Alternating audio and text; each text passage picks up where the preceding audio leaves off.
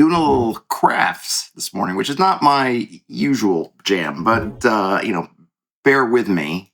I don't have a really good setup for it either, so apologies not having multiple angles at the moment to capture stuff. For my game Troop, I decided to use runes. Look at that. What thing could affect them so? Or to include runes in the rules, because I think they're cool. I've been doing a lot of fooling around with Old English and kind of going back to Anglo-Saxon mythology as inspiration. I thought runes were cool, and putting them in the book, I think, just helps enable folks or just gives them a reason to maybe include runes in the game. And it's in the players' part because I want players to have access to them. And I made a little game for a procedure for using them for kind of divination type stuff. Calls for the bones. Oh, she's an oracle. So you have the figures, and like I said, I hope by having them that if you're running a game and you want to include runes in a handout or something that the players find on their travels, you can do that. The players have a means if they want, if they choose to try to essentially translate them themselves. Now I'm working on patching up. I don't know. I've been doing a lot of tweaks and things, and I've been working on the GM side of it, the referee side of it. And originally I was going to use tarot cards for some kind of generation type stuff, kind of oracle type stuff. I like tarot cards. I think they're fun. I think they're also very flavorful. But then it occurred to me, I've already got runes. So why not lean more into runes? And this is where we get to my pen, a ruler, and some cardboard. So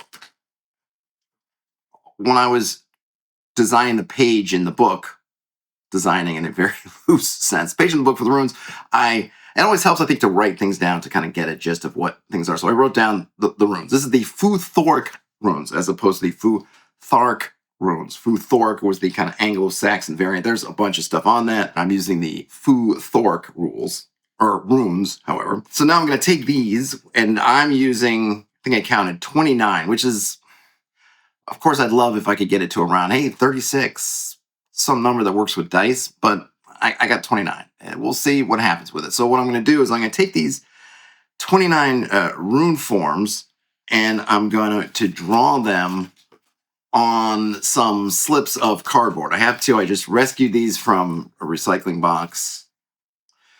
And this is because when you're doing runes, unlike, kind of when you're rolling dice, you cast the runes, you drop them onto something, and you look at how they appear.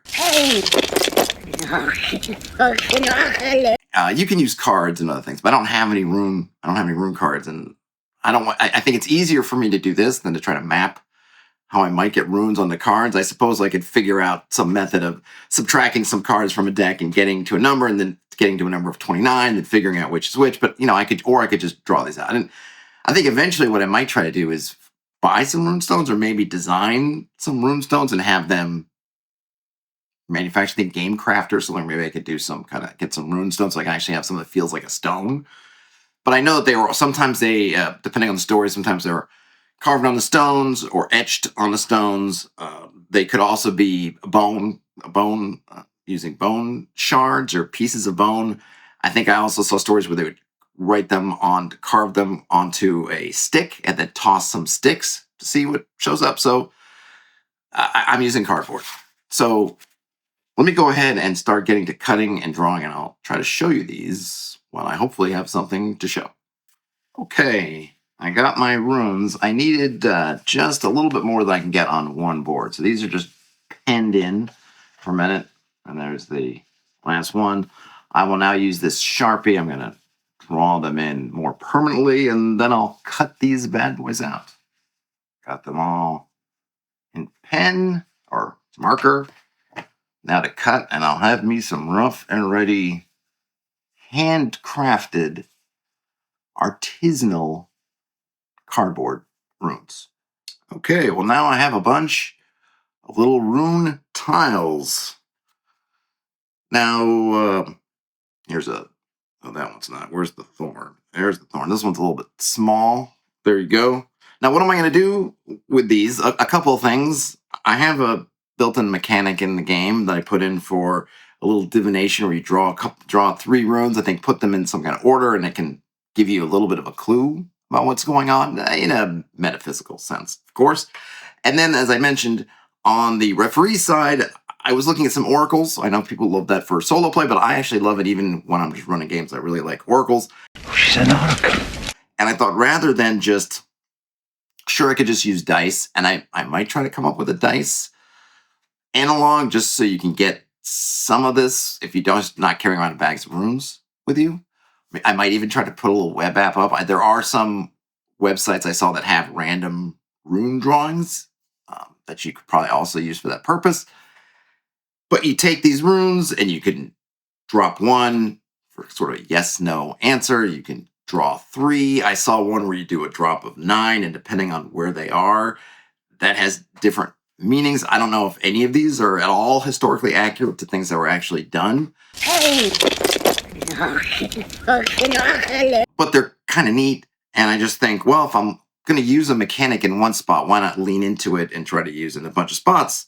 And I think it's kind of cool, and I'm looking forward to, you'll see when I use it, using these runes, bringing some up, dropping them.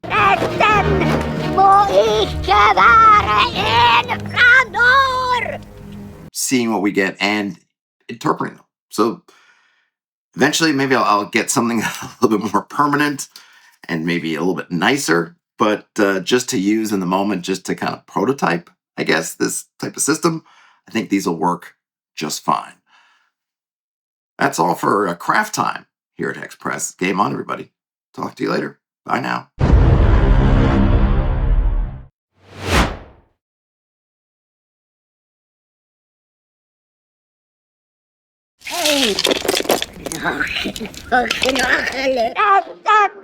Mo iska vara en kanon!